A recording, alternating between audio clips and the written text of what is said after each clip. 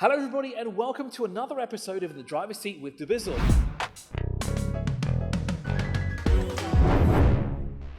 This again is a special episode because we have someone that might be just as equally crazy about cars as I am.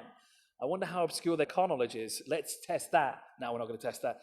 Anyway, welcome to the set, Anna Rodriguez. Thank you so much for having me. Known as Her Wheels. Her Wheels, that's correct. Thank you for having me. This has been interesting. I've always wanted to be doing this, so thank you so much for joining. Thank you so much for coming down to the hub as well. Thank you for having me. First of all, I'll ask the question. This is your first time coming down, and amazing. It is. You use dubizzle for one reason and one reason only. That is correct. And to look for a car, which we all do. We all do that on a regular basis. I find myself doing it at work all the time. Yep. But Anna does it for a car in particular. One single car, down to the make, model, trim, year, and even the code. It's funny because I literally do have my filters taking in everything, and when I search, it says no results found for the longest time. So I've literally been waiting for this car to show up and just be there somewhere here in the GCC that I could actually get it. But the only place I would look for it is on dubizzle, because I feel a lot of car enthusiasts, they just want to be looking for the car that they want, and if they find it, bam, get it, you know what I mean? But I have been looking for the C63 W204 from 2014, probably under 100,000 kilometers driven, and something that is clean enough, because cars like this, you don't really find them clean. But the reason I've been looking for this car in specific is it was the last naturally aspirated AMG, and the C63 has always been dear to my heart, so that one in specific, and I still can't find it. You're looking for a needle in the haystack, basically. Exactly. You need a big magnet. It's a little too precise. Yes. And you thought my car search history is bad. All I'm looking for is a Volvo 850 T5R that's faded yellow. Okay, mine is more obscure. Mine will never pop up. It did twice, but it wasn't the wagon, so I'm going to have to sit for ages. I'm probably going to be about 100 years old by the time the car that I want is going to pop up on the I am looking for a 10-year-old car, which should be fairly simple to find. Yours is going to be worse. At least people wanted yours, right? Especially here. A lot of people wanted Mercs, and they wanted C63s that went very quick. Yeah, but unfortunately, everything from the next generation with like the turbos, bi-turbos, actually, twin turbos, as they call it, but haven't found anything yet, so you got to save that search, and then that way you get your emails sent to you every day. I have it bookmarked, so I know exactly what to be searching for. Put in my filters, and I've got to check it every now and then just to make sure that I am getting the email still, because the car never pops up for sale, to be honest. Now, both Anna and myself, we've lived here for a very long time. Actually, Anna was born and brought up here. I was brought up here. We've both been here since the 90s. We're both 90s kids, and we 90s babies. We thought that it being the best generation on the planet, we would talk about the cars that we grew up with. Yep. And I'm going to share a story about a car that I grew up with that is the most expat car that you can think of. It's true now, even to this day. But you know what? Before I get into my story, Anna, I'm going to let you start, because otherwise I'm going to go on forever. Well, I was, of course, born and raised here, like we mentioned it. But I got into cars actually because of my mum. Because my mum started driving before my dad. Because back in the day with the UAE, you needed a company letter, which is going to let you get your license. So my dad always got stuck with it. So it was my mum who started driving. And her first car was a manual.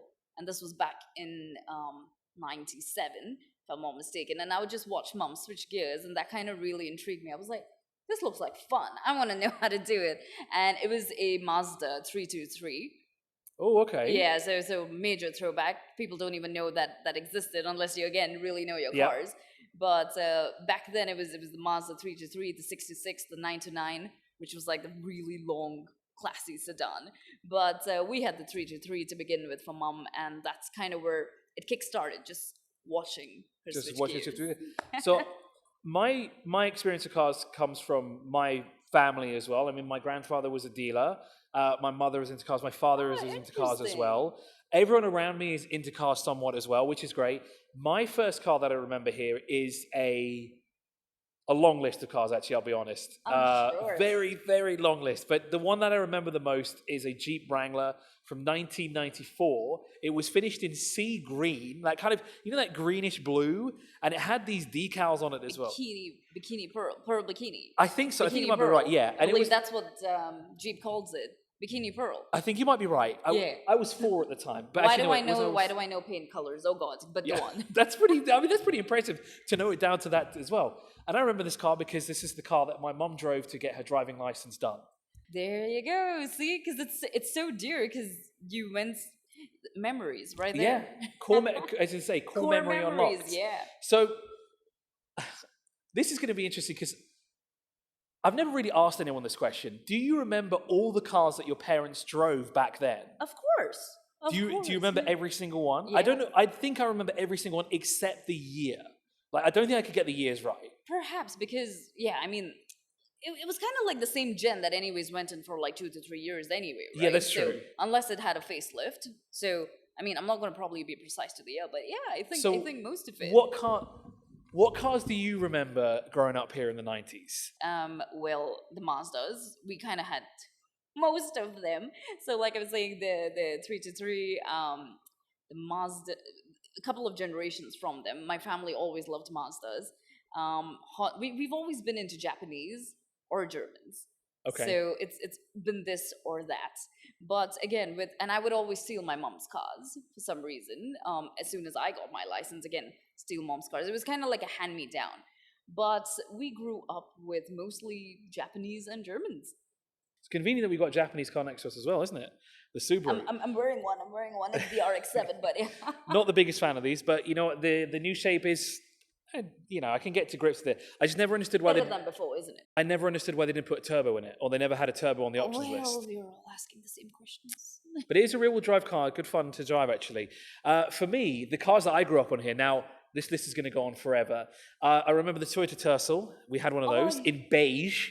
It was a company car. Usually green though. We had it in beige because it was a company car at the time. So I remember that. We had a Toyota Cressida that was white with the most gaudy interior. Do you remember that brown? Not brown. The roof always had like puffies. Yes, and it was like a maroon color inside. It was so like. My aunt had one, so I remember very vividly. So we had those. We had the Wrangler as well at some point. Various other Nissans and Toyotas that I can't think of the top of my head are. I know we had a Galloper at some point, which I never knew up until... Galloper from Mitsubishi? No, it's a Hyundai. It's a Mitsubishi Pajero that's rebadged as a Hyundai. Exactly, yeah. But no one called it Hyundai. Everyone referred to it as a Galloper. Yeah, but I always assumed it was Mitsubishi back then. Yes, you're right, because it looks the same. From that generation, it was the same. From the boxy Pajero. Exactly. Like, I'm talking 2000s, and maybe early 2000s. They had those retro-styled seats that kind of looked like cups. From the the white cups with those funny patterns. I keep seeing them for sale, and every time it comes up for sale, I'm like, oh, I should buy one. It's a childhood memory unlocked. I should buy it. And then it goes like that. They go so fast. We had a Mitsubishi Pajero. We had the boxy shape. Every expat has one when they come here. Which Pajero, though? The one that hasn't changed in years? No, the one before that hadn't changed in years. Basically, the Galloper. One. Yes, exactly. That's we had the one it in white. I liked. Yeah. We had it in white. And again, one popped up for sale. I didn't buy it. I need to start buying cars, but then I need to start finding somewhere I can actually store the cars. That's the bigger issue. More money, more problems. Exactly.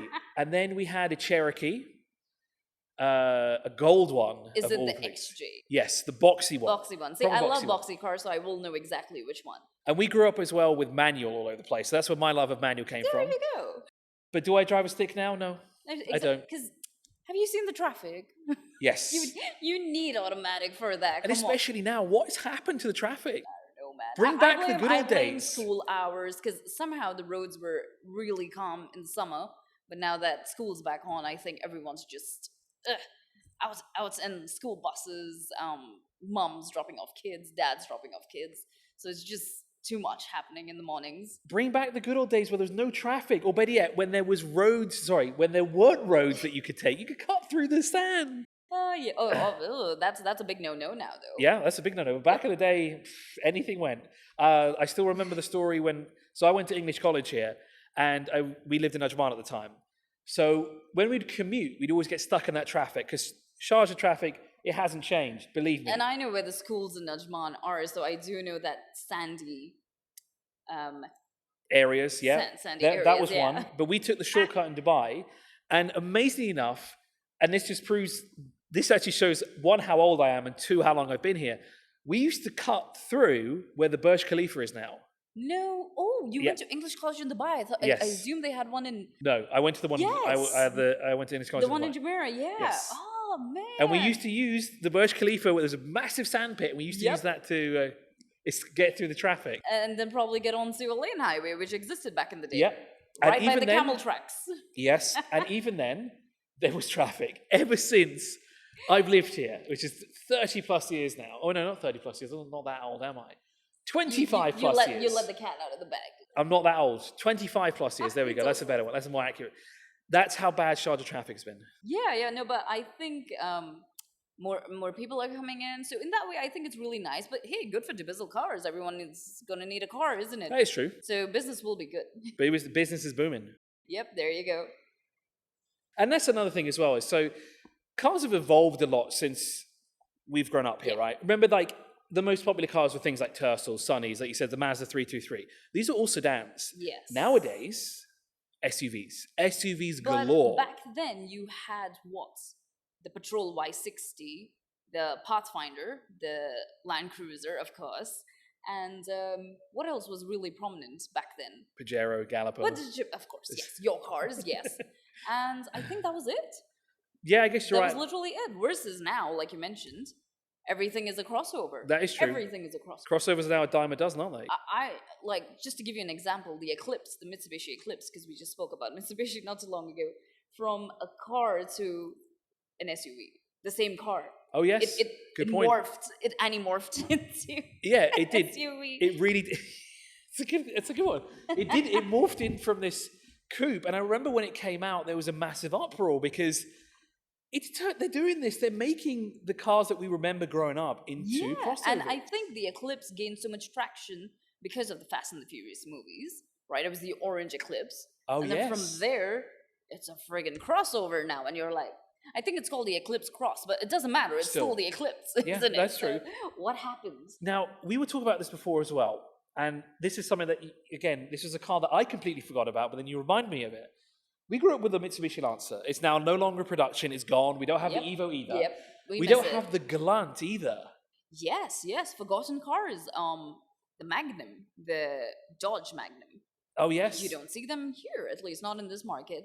What else is forgotten? Oh, a Dodge Magnum, yes. Now, that's one of the cars I'd like to buy and face What's swap it. another forgotten car? The Cadillacs, the XLRs. Oh, the coupe. You don't see them No, anymore. you don't. You're You right. You don't see them at all.